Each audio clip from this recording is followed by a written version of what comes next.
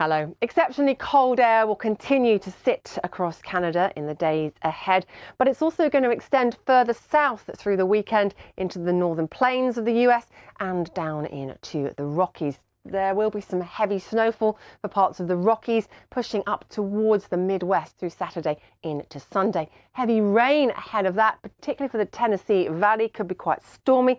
We could see up to 100 millimetres, 4 inches of rain for some areas. It stays cold across the western side of the US, but it looks a lot quieter for the likes of California. Another low, though, barrels up and rolls into Alaska and British Columbia, so more stormy weather here on Saturday. The tail end of a cold front will introduce some showers into western Mexico in the days ahead, but generally across Central America and the Caribbean, we're looking at a lot of dry weather in the next few days. A few showers coming in to the Caribbean coast of Nicaragua as far south as Panama.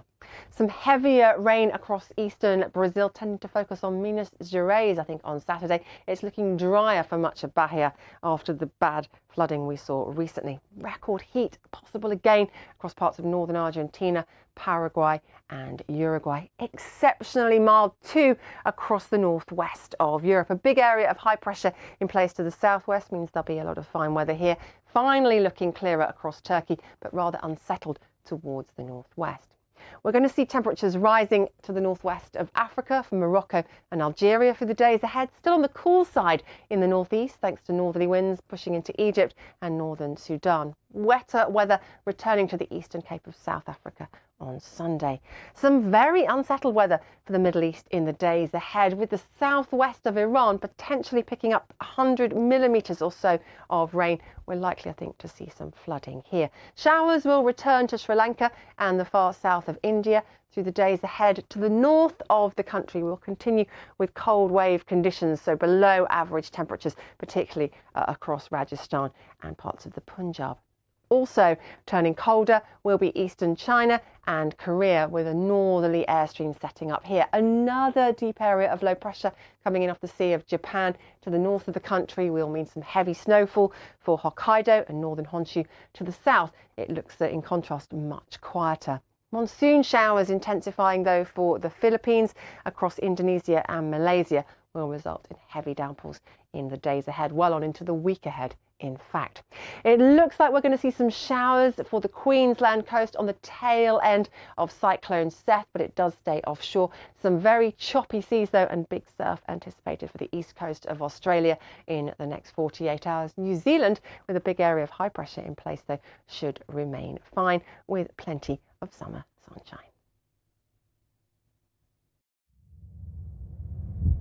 Stories of success, stories of failure, stories of strength, stories of corruption, stories of hope, stories of despair, stories of optimism, resilience, achievement, triumph.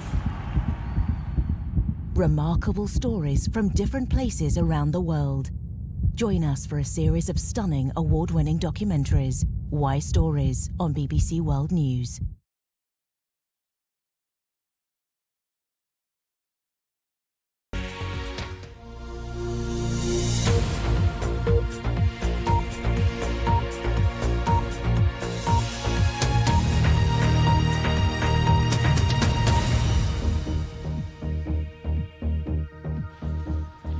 Hello and welcome to this special bulletin, coming to you a couple of minutes earlier than normal as we get ready to watch the beginning of the New Year celebrations here in London. We have been promised a live spectacular, although people have been encouraged to watch from home if they can and not to gather in the centre of the city. But let's get a sense of what it's like out on the streets now and go to Trafalgar Square, where our correspondent Jean Mackenzie is. Jean.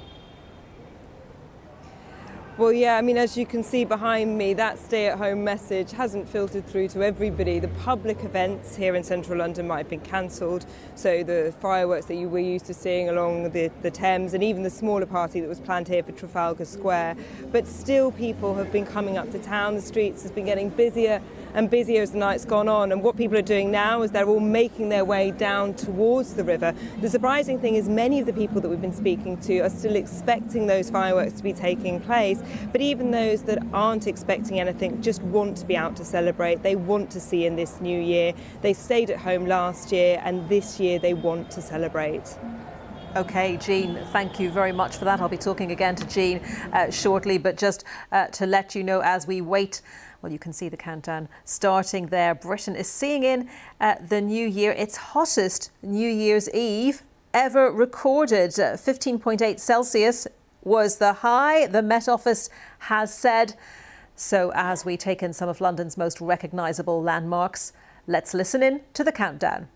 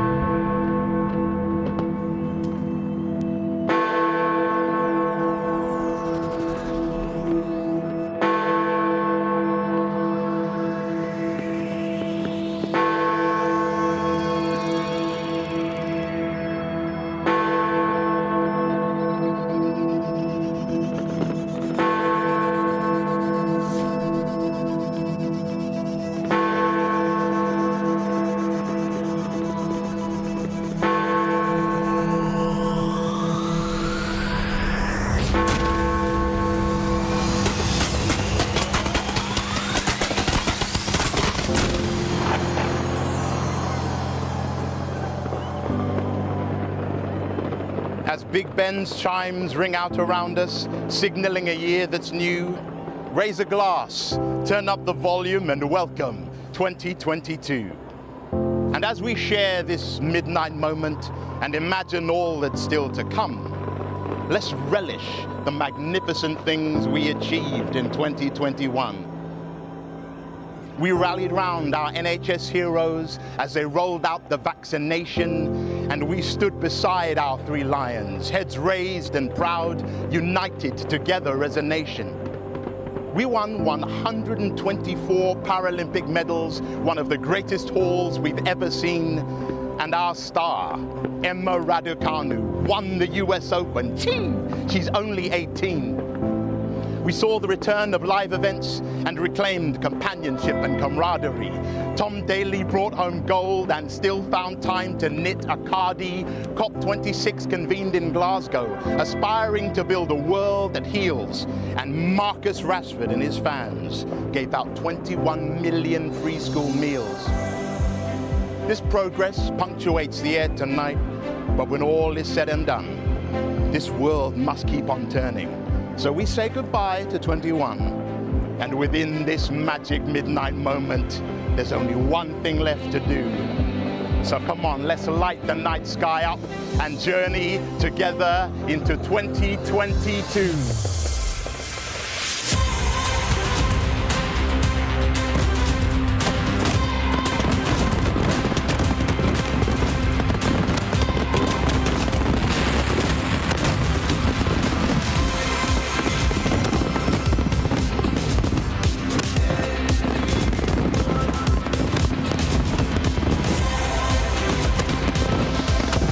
Everyone, welcome. خوش آمدید.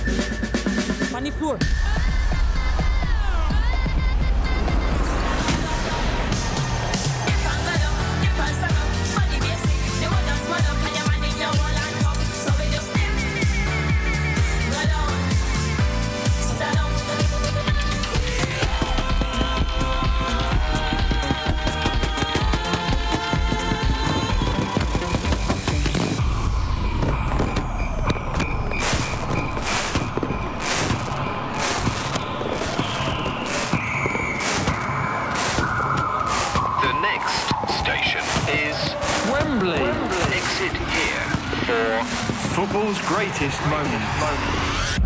The men did us proud in the Euros last year. Can the women go one better? The players take the knee, united in their stance against racism.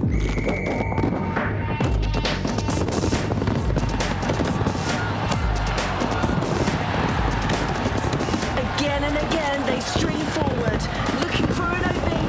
This looks promising and... Oh, that is brilliant! That is world class! The crowd goes wild. The country goes wild. We hope to see you in London for the UEFA Women's Euros. 2022 will be huge for sport across the UK.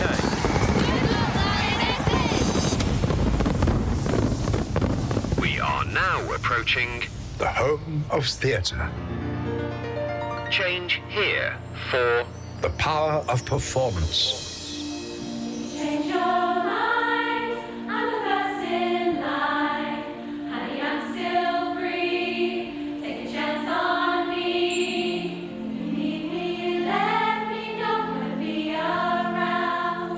If you got no place to go, you can feel it down. If you're all alone, and the pretty birds have flown, honey, I'm still free. Take a chance on me.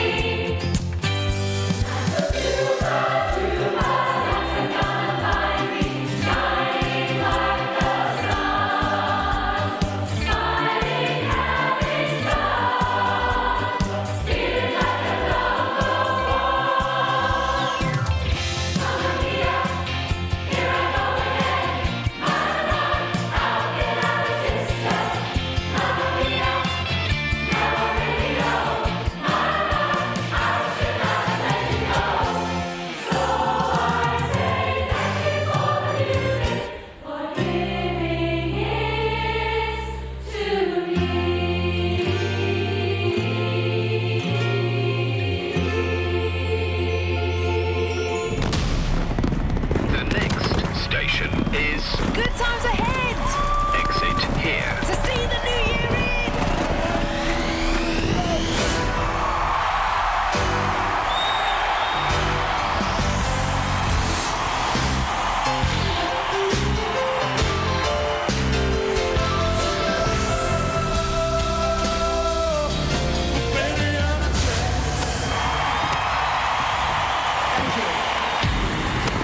You guys ready to party?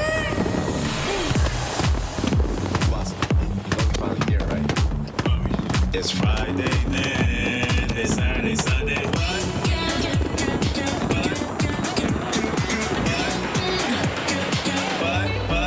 We want that weekend. It's Friday then. It's Saturday, Sunday. It's Friday then. It's Saturday, Sunday.